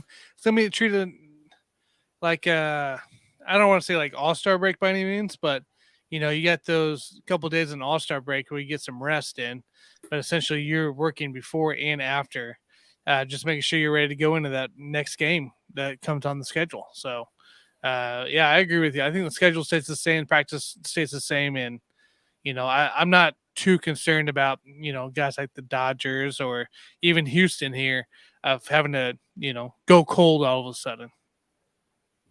Yeah, I mean, again, I think you're going to find ways. You have to find ways to keep the schedule going, and everything's about routine in baseball. And when you break the routine, that's when you kind of start seeing these guys get cold a little bit here. Again, use the Braves as an example. Braves, got into their hotel at 5 a.m, completely out of their routine, out of their norm, and they walked through a loss today to the Marlins. So I mean, we're creatures of habits when it comes to baseball players, and if you even a slight break in that habit, it throws everything off. So managers, coaches, on these front offices, they're going to find ways to keep a schedule to where it's almost as if, like I said, it's like a spring training like schedule for 4 days, 5 days. And then when you're ready to go play, now you're still in that routine. You're keeping that habit going. Yep, fully agree. So Brewers every matchup is. Oh, the Brewers won. So the Brewers did win 6-5 in the bottom of the Phillies 10th. are about to. Phillies are 1 out away. So all the matchups are set right in the American League. And then we're only just waiting on this National League with the Phillies National and the Brewers. League's the only one set. Yeah, the only National League's the only one we're waiting on. Gotcha. And then the Braves Mets too. This Saturday they have the 1 game left. It's over. Braves got it.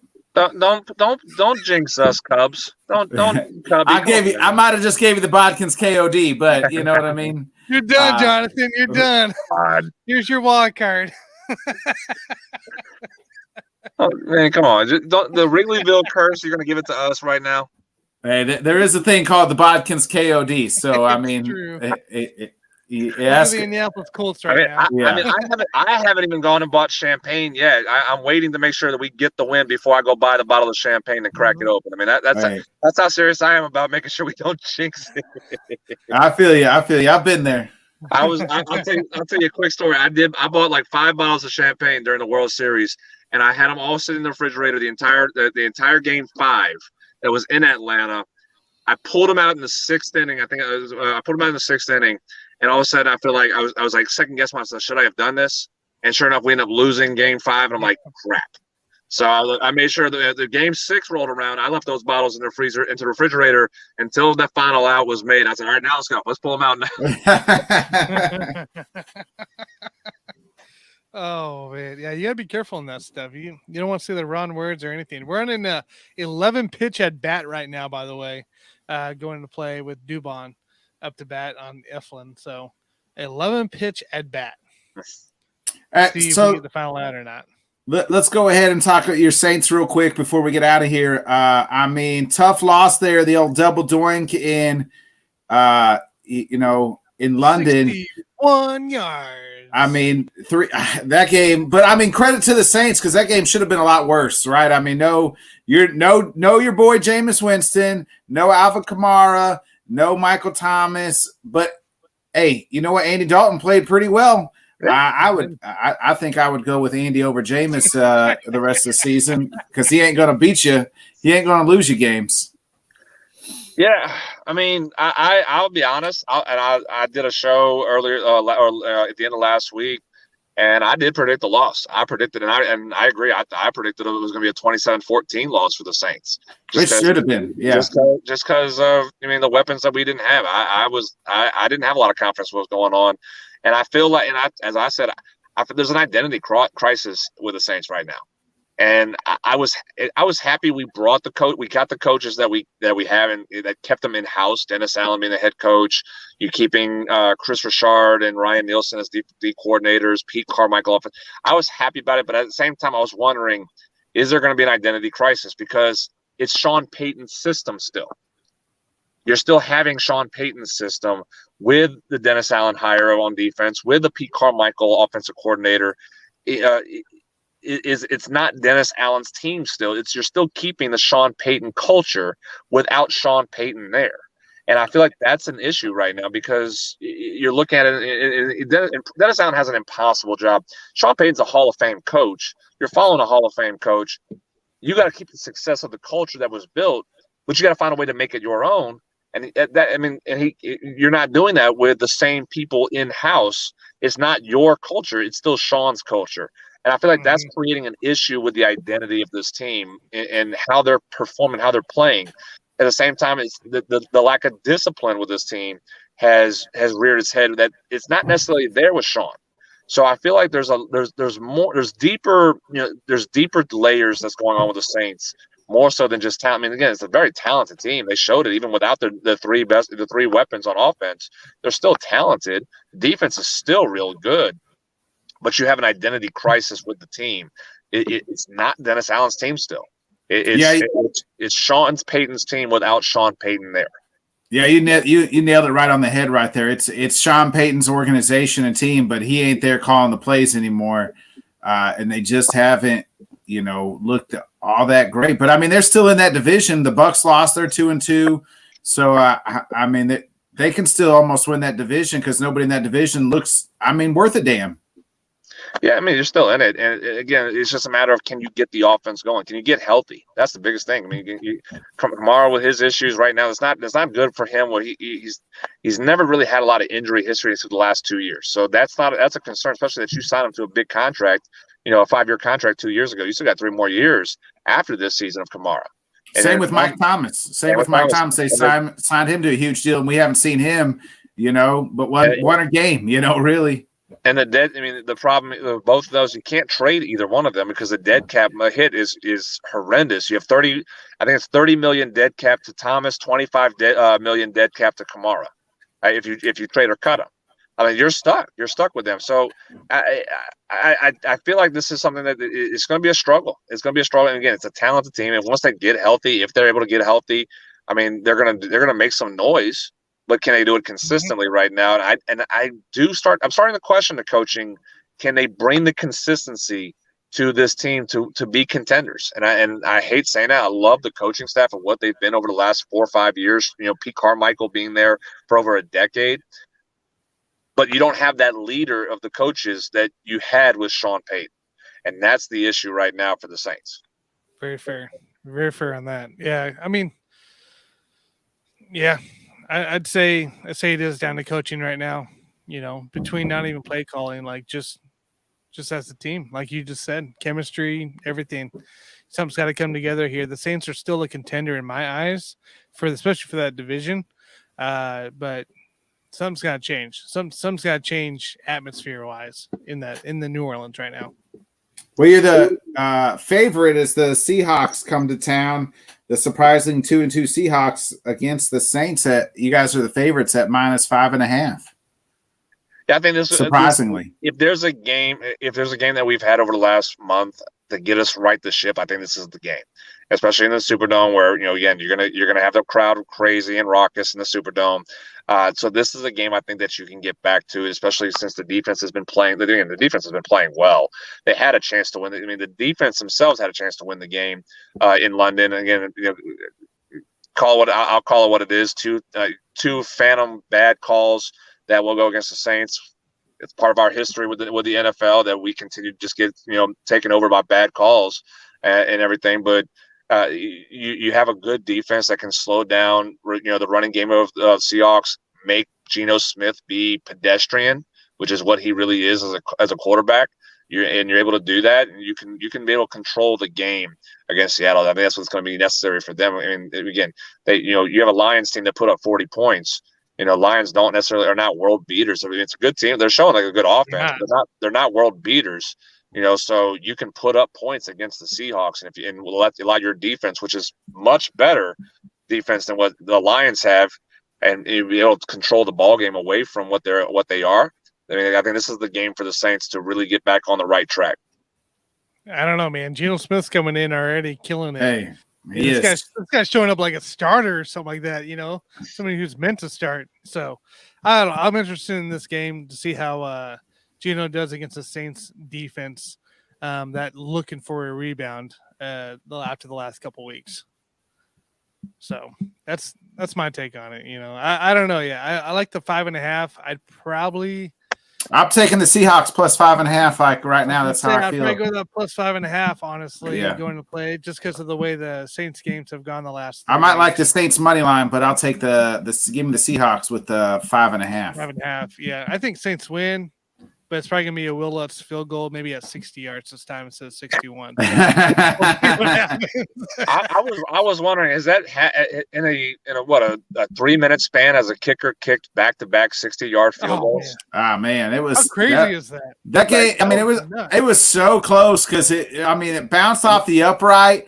And then it bounced off the lower right, and then I thought it was going to go back in and just kind of stayed there for 30 seconds before it finally fell to the ground. Just the wrong side of the ball bounced on that bottom right. And that London weather is so tricky. They had the backlash of the Hurricane Ian going into play. So instead of blowing west, it was blowing east and into the stadium.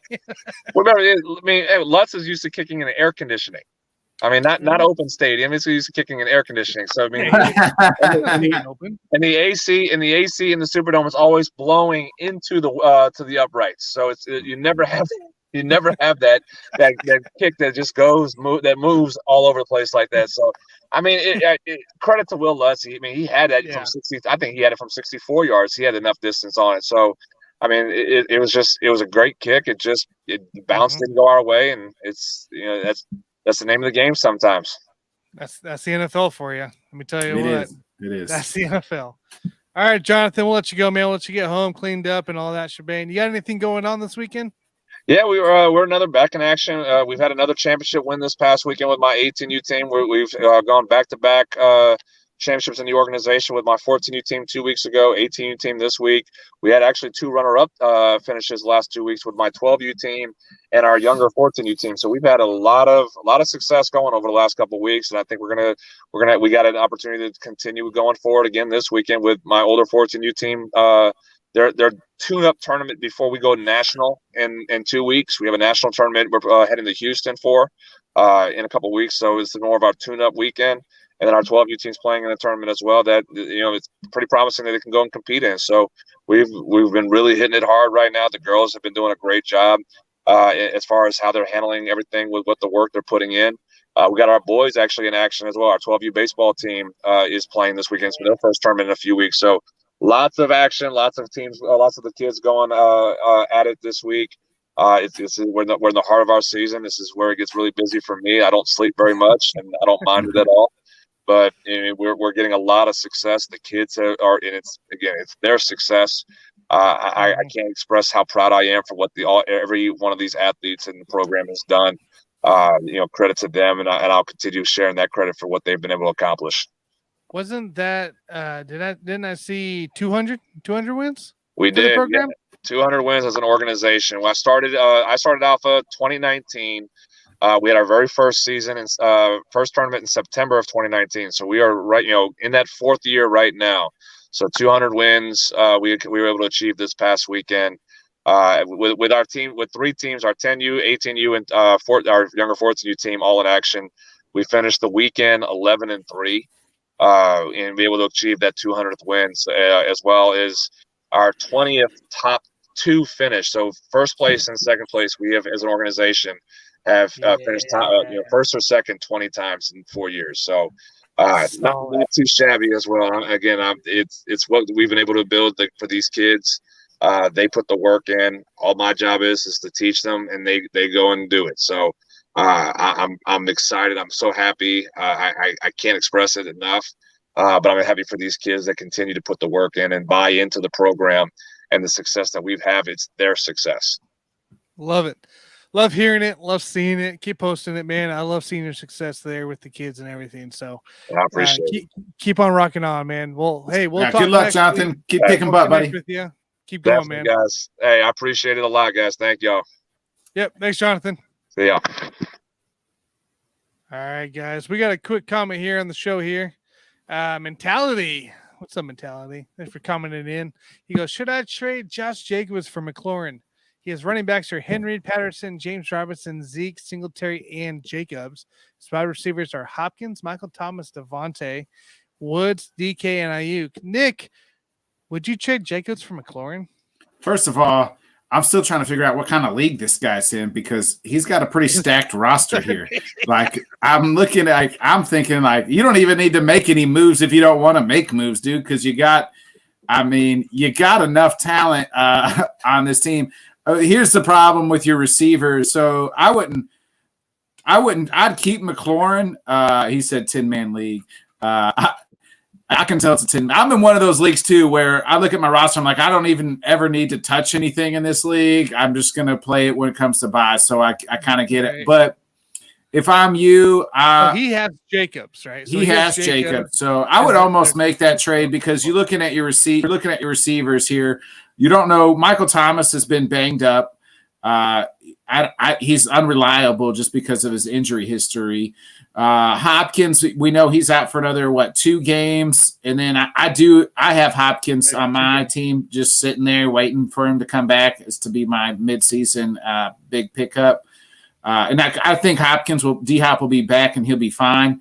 But and then you look at Devontae, it's hit or miss right now. It's his floor. He's got a high floor or high ceiling, but his floor is awful. Woods is, you could almost damn near droppable. We're talking about Woods from Tennessee, I'm guessing. DK, yeah. You're going to keep. Why are you saying droppable? Traylon Burks is out, dude. I don't want the only person on that Tennessee offense is that worth is keeping is Yeah, it's Henry. I wouldn't want nobody else. I mean, Tannehill's okay if you're in the super flex quarterback league or you need a quarterback on a spot start. Ayuk, again, Ayuk's not. He's not. I have Ayuk on my team, unfortunately, and I was more happy to have him with Trey than I am with Jimmy. They're going to do all. It's the Debo show there, and a lot of running and George Kittle. I don't really know. I mean, if you make the trade, would you do it, Nick? Would you do this trade with this roster? Would I do it? I mean, no, I don't. Is it a full PPR league? I don't think so. Probably not. I probably wouldn't, just because running backs are such high demand, right? Like there's not very many great or good running backs in fantasy. It's like the top 10 guys, and then it's just a bunch of meh, Like, yeah, you got, and McLaurin hasn't put up great numbers either with Carson freaking Wentz. All the touchdowns are going to freaking. Yeah, all the touchdowns are going to Dotson, believe me, because I'm a McLaurin holder in my big money league. So I wouldn't do it. If somebody offered me Josh Jacobs for McLaurin right now on my team, I'd probably take it. So I'd give McLaurin for Josh Jacobs, but I would not give up Josh Jacobs with that roster there too. Yeah, and you're looking at your running backs here. Patterson's out. You do have King Henry. James Robinson's been a stud for the most part. Zeke has not been a stud, and neither is Singletary. So I'd probably keep Josh Jacobs. A nice PPR guy actually lately. Yeah, but like looking at this roster here, your wide receivers, right? Hopkins, Michael Thomas, Devontae Woods, DK, and Ayuk. Hopkins and Michael Thomas have been hurt, or Hopkins has been out. Michael Thomas has been hurt. But you got Devontae Woods and DK and Ayuk, all serviceable guys to get you through till Hopkins is ready to go. Yeah, that's the thing. Like, James Robinson can go down any moment with that Achilles stuff he had last year. Granted, he's running for tremendously better than what Cam Akers came back with last year. And they're they're splitting they are doing a little bit with him and ETN, but yep. But it's like a 50. It's almost like a Jones and a lesser version of Jones and Dillon, where you could almost play. You're not going to really play ETN too much. I mean, full PPR, you probably could play him a little bit. But Zeke, I need that. Yeah. In a flex, he's like a running back RB3 type. You know what I mean? In a flex position there. Yeah, I would not do the trade. No go on the trade, man. I'm staying far away from that. I don't want McLaurin. Right now, I think McLaurin's a free agent in one of our sleeper leagues, so I'm not a bother, man. Not a bother. Don't do it. Thank you for the comment, though. Hit the like, subscribe, for if you have more questions there. Yeah, I'm not. I don't know. I don't really think you're in that because he has, so much on that team. I don't think if you make the trade, I don't really think you're losing a whole lot. If you gain if you don't do the trade, I don't think you're going to be missing out. I don't know. I don't like it for depth wise. Don't like it. All right, Nick, as we round up here, what you got coming up this week? So Wednesday, we'll have our NFL week 5. Man, that's crazy to say. Preview show. We'll have giving out some fantasy advice at the end there as well. So we'll be breaking down, picking every game against the spread as well. And then Sunday will be our Head Kicks and Haymakers, our UFC show on Sunday at 7 a.m. And then we'll do our week 5 NFL reaction show Sunday night. So that's what's coming up for the week ahead on the Bodkins channel. I like it. You guys, you can find me on Whiskey Sports Podcast here. It is my solo channel. I got my power rankings I'm going to be releasing here either Tuesday morning or Wednesday morning. Depends if I'm going to do it today. Then they also got my 3 must starts on Friday to release as well on that podcast. You can also catch me on the Sports Buffoons Wednesday night, 8 p.m. Central. We'll have, I don't know what we talk. We'll be talking about something, I'm sure. Something good as always. Then Saturday morning, 11 o'clock a.m. Central, Let's Talk Sports, AFC West roundtable with Dale, David, and Rob, Logan, and of course Dan, because you can't forget Dan. And then Sunday, the pre-show, Nick and I are usually on there, and we're having some fun there with the pre-show before the games, answering your fantasy questions, telling you who to pick, and meet some really cool people like we did last Sunday. So that's always a blast there. And also Let's Talk Sports is doing a giveaway, guys, for a NFL jersey. Go like, subscribe the Whiskey Sports Podcast, take a screenshot, send it over to Let's Talk Sports, and Dan will enter you into the giveaway for the jersey. So that is Whiskey Sports Podcast in the place. You'll see my lovely face all over it. So go check it out, guys. Make sure you guys get in that. So, well, I think it's on to week 6, Nick. It's on to week 6. Week 6 already? We're skipping week 5? Week 5, week 6. Oh, wait, the Raiders are Monday night. That's why I'm skipping it. Anyways, guys, next Monday night is the Raiders-Chiefs. I totally forgot about that. Raiders-Chiefs next Monday night. Well, as a Chiefs fan, I might be starting a little early. Well, if Nick can't, I'll probably be starting early, doing a live GameCast there, and, of course, bringing on a few people. And then whenever if Nick's able to get on later, we'll get him in and, we'll get the stuff rolling, but it'll probably be a little earlier than our usual time at halftime. So look for that. Keep an eye on Twitter. I'll let you guys know with all that. So without further ado, everybody, enjoy the great week. We'll talk next Monday. And frankly, for me, go Chiefs. Be a friend, tell a friend, folks. Hey, everybody. Thanks for tuning in to the Buffoons and Bodkins show. Make sure you hit that bell, subscribe, and follow for more content. Swing over to the Bodkins show, subscribe and follow for him. And then also swing over to Let's Talk Sports Network and go subscribe to him because it's phenomenal for what he does. And there's a lot more to come on that channel between us as well. So make sure you guys